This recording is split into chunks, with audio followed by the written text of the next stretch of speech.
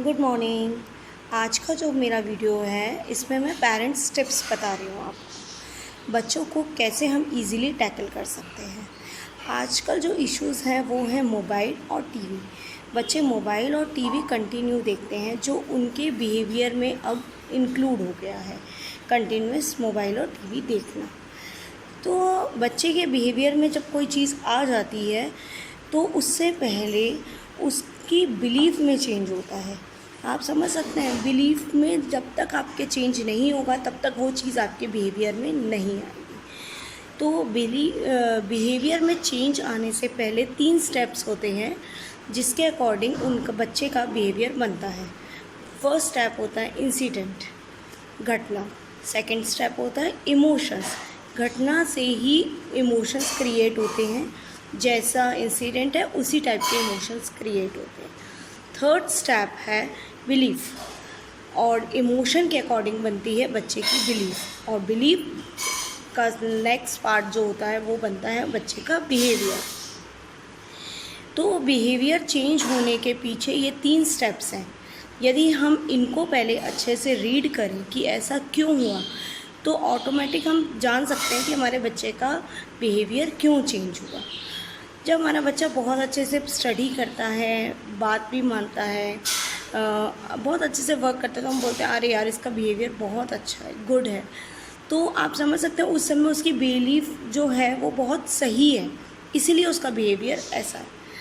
और जैसे कि मैं आपको एक छोटा सा एग्जांपल देती हूँ कि बच्चा कंटिन्यू टीवी और मोबाइल देख रहा है, ठीक है। हम उससे कह रहे हैं कि बेटा आप रोज़ पूरे 2-2, 3-3 घंटे मोबाइल देखते हो, क्यों देखते हो, मत देखो, आपकी आइज़ ख़राब हो जाएंगी, इस टाइप के हम उसे एग्जांपल देते हैं। पर अब कभी आपने सोचा कि उसके पीछे उसकी क्या बिलीफ हो सकती है, वो ऐसा क्यों करता है, क्यों उसके पीछे रीज़न है, हम वो जानने की कोशिश नहीं करते, केवल उसको डांटते हैं और उसको बार बार वही बात बोलते रहते हैं, मत देखो, आइज़ ख़राब हो जाएंगी, ऐसा मत करो, क्यों कर रहे हो। तो सबसे पहले जैसे बोलते हैं बीमारी की जड़ तक जाओ, इसलिए बिहेवियर को चेंज करने से पहले बच्चे की बिलीफ तक जाओ कि उसकी बिलीफ ऐसे चेंज क्यों हुई। आप अपने बच्चे से पूछो और ख़ुद भी एक वर्क करो इस पे कि ऐसा क्यों हो रहा है, उसको फोकस करो, उसे कंटिन्यू देखो, उसे समझो, आपको समझ में आने लगेगा कि इसकी बिलीफ क्यों चेंज हुई है। जैसे कि हमने बच्चे से पूछा कि बेटा आप ऐसा क्यों करते हो, तो उसने बोला मैं अकेला हूँ, मेरे पास कोई पार्टनर नहीं है खेलने के लिए, मैं किसके साथ खेलूँ, मम्मा बिज़ी रहती है, पापा ऑफिस चले जाते हैं, तो मुझे फिर मोबाइल ही अच्छा लगता है कि मैं उसे देखूँ। और या उसकी बिलीफ ये है कि ये कार्टून कैरेक्टर मुझे बहुत पसंद है, छोटा भीम, मैं इसके जैसा बनना चाहता हूँ, इसीलिए मैं देखता हूँ। तो आपने समझा कि पहले उसकी बिलीफ बनी, उसके बाद ही वो उसकी हैबिट बनी, उसका बिहेवियर बना। तो हम लोगों को बच्चों से कनेक्ट होना पड़ेगा, उसकी बिलीफ को चेंज करने के लिए उससे इमोशनली कनेक्ट होना पड़ेगा। जब हम बच्चों से इमोशनली कनेक्ट हो जाएंगे तो हम इजीली समझ सकते हैं कि वो ऐसा क्यों कर रहा है। बच्चों से कनेक्ट होना बहुत ज़्यादा ज़रूरी है। और स्पेशली क्या होता है जब 2 ईयर से मतलब 1.5 ईयर से 5 ईयर के बच्चों का जो पीरियड होता है, उसमें हमें बच्चों से कनेक्ट होना बहुत ज़रूरी है, क्योंकि वो अपनी बातें इजीली आपसे शेयर नहीं कर सकते। क्या यदि हम उन्हें बोले कि बेटा आप हमें बताओ, कोई बात हो तो आप हमें बताओ, आपको ऐसा क्यों लग रहा है, क्या हो रहा है, नहीं, आपको उनके साथ कनेक्ट होके उनकी प्रॉब्लम्स को समझना पड़ेगा। उनको खुद आपको आपको खुद वर्क करना पड़ेगा उस पर एक तरह से। आप यदि 3-4 साल अपने बच्चों को कंटिन्यूस अच्छे से ध्यान देंगे और उनकी बातों को समझेंगे, डेफिनेटली इसका रिज़ल्ट आपको आने वाले सालों में दिखने लगेगा। आपको समझाने की भी ज़रूरत नहीं पड़ेगी उसको, क्योंकि वो उसका बिहेवियर बन जाएगा। टीवी घर में होना अच्छी बात है, टीवी बच्चे देखें, पर उसमें उसको आप उसके एडवांटेजेस बताइए, डिसएडवांटेजेस बताइए, पोलाइटली उसको समझाइए और उससे कनेक्ट हुए, तो वो आपकी बातों को इग्नोर नहीं करेगा, उसे समझेगा। मैं आपको कुछ टिप्स बता रही हूँ जिससे आप बच्चों से इमोशनली बहुत अच्छे से कनेक्ट हो सकते हैं। फर्स्ट स्टेप है रीड टू आवर चाइल्ड।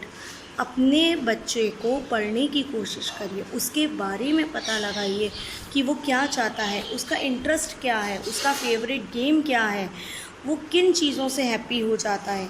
ऐसी ऐसी एक्टिविटी सोचिए कि जिससे वो खुश हो। बच्चों को रीड करना, उन्हें समझने का सबसे अच्छा टाइम होता है बेड टाइम स्टोरी।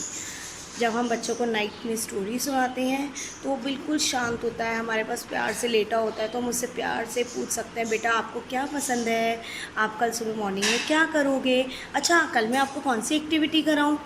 फिर आप देन उसके लिए वो एक्टिविटी नेक्स्ट डे प्रिपेयर करो। एक्साइटेड हो जाएगा, हाँ कल मम्मा मुझे ये कराने वाली है। तो इस टाइप से छोटे छोटे टिप्स से हम बच्चों से ईज़िली कनेक्ट हो सकते हैं। Connect with art. बच्चों को आर्ट से कनेक्ट करिए, कलर से कनेक्ट करिए। कलर से माइंड बहुत ज़्यादा फ्रेश होता है, बच्चे बहुत ज़्यादा एक्साइटेड होते हैं कलर्स देख के। तो आप बच्चों को कलरिंग करने के लिए दीजिए, ऐसी कुछ एक्टिविटी प्रिपेयर कीजिए जिसमें कलर का बहुत अच्छे से यूज़ हो रहा हो। तो और आप भी उसकी जैसे ज़मीन पे बैठ जाइए, कलरिंग करने लगो। जो वो चाहता है, जैसे कलरिंग करना चाहता है उसे करने दो, उसको फ्री इंडिपेंडेंट छोड़ो। ये मत बोलो कि बेटा इसी ब्लॉक में आप कलर करो, बाहर मत निकालो, क्लियर करो। उसको आप थोड़ा छोड़ो। जैसा जैसा आप उसको थोड़ा छोड़ोगे, आप उसके सामने बैठे रहो, उसको वॉच करो, तो वो उसको लगेगा हाँ बहुत अच्छा है यार, मम्मा तो मुझे सब करने देती है। तो पहले आपको उसे ऑब्ज़र्व करना है, देन उसके बाद आपको अपना टारगेट पूरा कराना है। टीवी, मोबाइल और जो भी आपको बात मनवानी है, उसके बाद पहले आप केवल उसके साथ कनेक्ट होइए।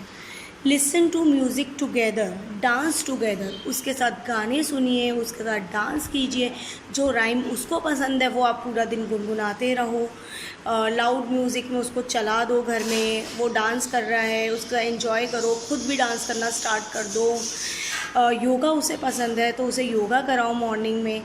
मतलब आप उसकी इच्छाओं का ध्यान जब आप रखोगे तो डेफ़िनेटली वो आपसे इतना कनेक्ट हो जाएगा, इतना प्यार करने लगेगा आपको। आप उसे डांट भी दोगे ना किसी दिन तो वो बोलेगा कोई अरे मम्मा ने तो ऐसे ही डांटा है पर वो मेरी हर विश पूरी करती है। जब आप उसे अच्छे से कनेक्ट हो जाओगे ना तो आप अपनी कोई भी बात उससे मनवा सकते हो, आप अपना कोई भी टारगेट अचीव कर सकते हो। और इन सब का रिज़ल्ट आपको 1-2 सालों में बहुत अच्छे से दिखने लगेगा। आपको कोई मेहनत करने की ज़रूरत